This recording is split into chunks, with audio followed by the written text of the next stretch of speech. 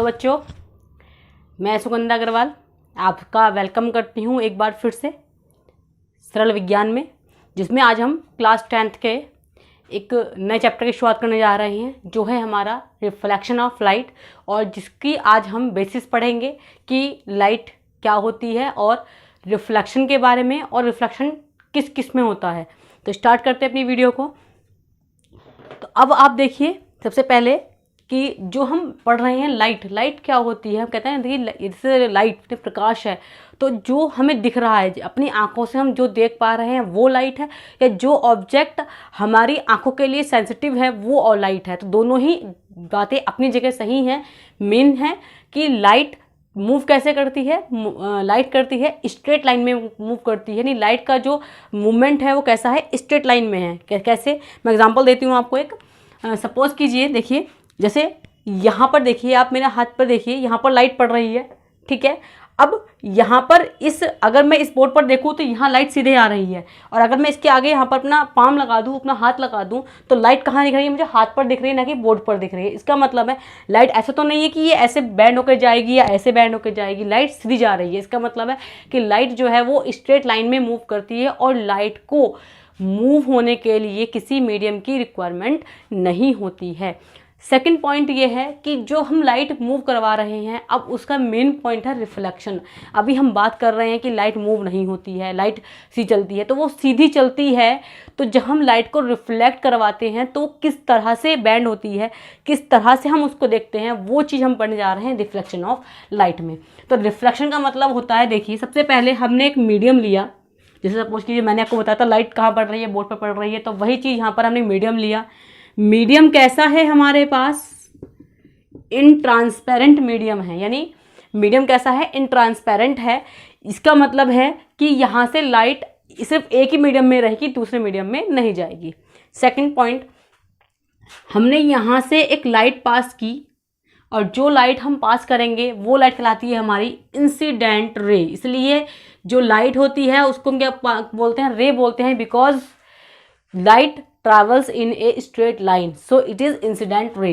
जहाँ जैसे ही ये लाइट यहाँ पर कोइंसाइड करेगी, टकराएगी, तो वापस ही क्या हो जाएगा, इसी मीडियम में ऐसे ही लौट जाएगी। तो देखिए बिल्कुल सीधी आई थी और सीधे ही बिल्कुल लौट गई, कहीं बैंड नहीं हुई। तो जिस पॉइंट पर ये मिले एक दूसरे को, वहाँ हमने एक परपेंडिकुलर ड्रॉ कर दिया, और this perpendicular is called normal.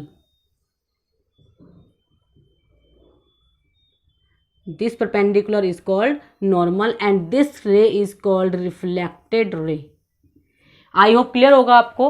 अब हमें करना क्या है कि जितने एंगल पर ये रे यहाँ पर आएगी, उतने ही एंगल से ये रे क्या हो जाएगी, रिफ्लेक्ट हो जाएगी। यानी जो एंगल बनेगा वो कहाँ से बनेगा, हमारा नॉर्मल से बनेगा। तो अब हम इसके बाद आते हैं कि इसके लॉज क्या होते हैं। तो आई होप को क्लियर होगा कि सबसे पहले हमने एक रे इंसिडेंट की, एक रे हमने पास की, उस रे को हमने कहा इंसिडेंट रे। जैसे ही वो रे इस इनट्रांसपेरेंट मीडियम पर कोइंसाइड की, उसी जितनी स्पीड से ये आ रही थी उतनी स्पीड से ये वापस उसी मीडियम में लौट गई। तो जो रे हमारी वापस हुई उसे हमने कहा रिफ्लेक्टेड रे। इंसिडेंट रे और रिफ्लेक्टेड रे जो दोनों एक पॉइंट पर मिली, वो पॉइंट हमने क्या किया, परपेंडिकुलर ड्रॉ करा, और उसे हमने क्या कहा, नॉर्मल किया। उसके बाद नॉर्मल से दोनों रे इक्वल एंगल बनाएंगी, तो हमने एंगल आई और एंगल आर मान लिया।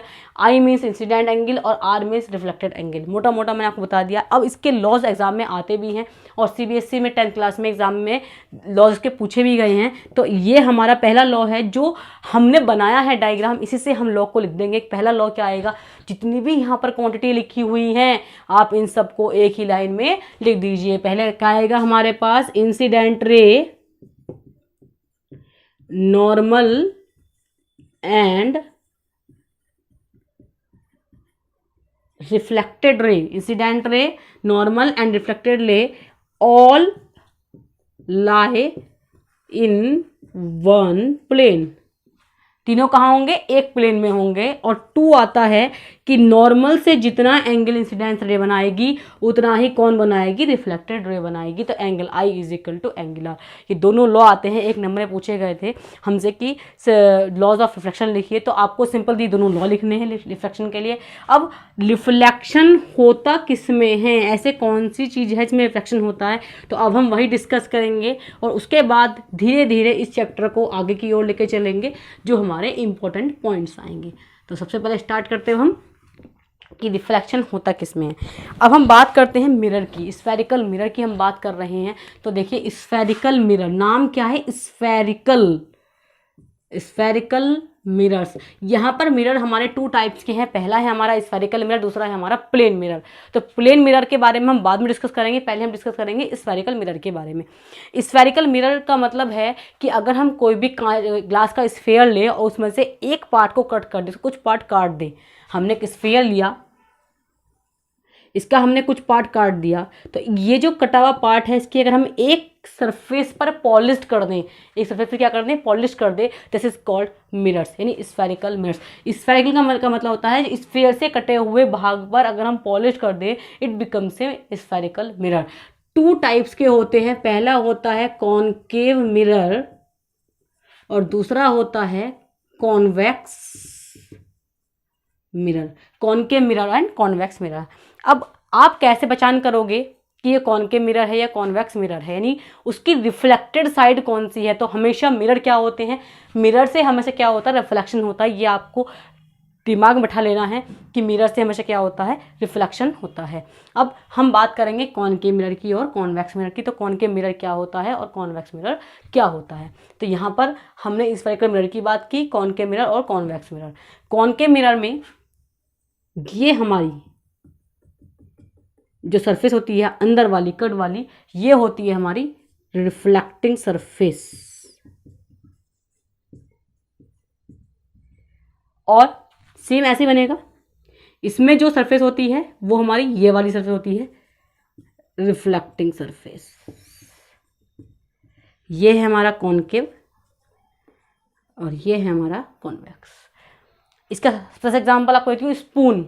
स्पून की शेप कैसी होती है, जस्ट लाइक ऐसे होती है ना अंदर को। तो ये जो कर्व्ड अंदर का जो एरिया है, पोर्शन है, that is called concave, and बाहर का पोर्शन क्या हो गया हमारे लिए, वो कॉन्वेक्स हो गया। तो reflecting surface outward and reflecting surface inward. अब रेज कैसे आएंगी कैसे जाएंगी, इसकी अभी हमें टर्मिनोलॉजी पढ़नी है। टर्मिनोलॉजी में बताऊंगी कौन कौन से पॉइंट इंपॉर्टेंट हैं, टर्मिनोलॉजी में आपको याद करने हैं। ये देखिए ये हो गया इसमें।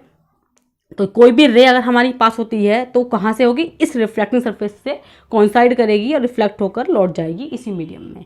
ऐसे ही कॉन्वेक्स के लिए ये रिफ्लेक्टिंग ये हमारी लाइट यहाँ पर पास होगी तो वो इधर इधर इधर से किसी डायरेक्शन में सकती है, लेकिन इधर नहीं क्रॉस होगी। तो ये हमारी हो गया कॉनकेव मिरर और कॉन्वेक्स मिरर की रिफ्लेक्टिंग सरफेस। इसके बाद अब हम बनाएंगे, जब हम ये रिफ्लेक्ट कर रहे हैं, इसको करने के लिए हमारे पास लॉज हैं इसके कि रिफ्लेक्शन ऑफ लाइट जो हम बना रहे हैं, मिरर से रिफ्लेक्शन कर रहे हैं, कॉनकेव मिरर से या कॉन्वेक्स मिरर से, तो उसकी जो इमेज बनेगी उसके लॉज हैं।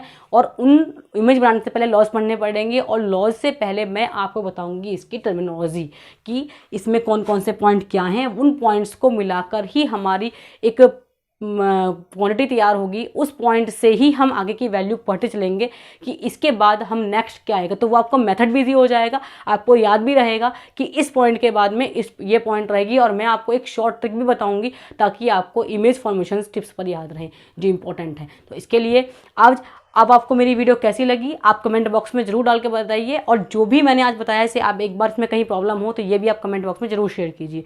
वीडियो कैसी लगी कमेंट बॉक्स में जरूर डालना। वीडियो को वॉच करने के लिए थैंक यू सो मच।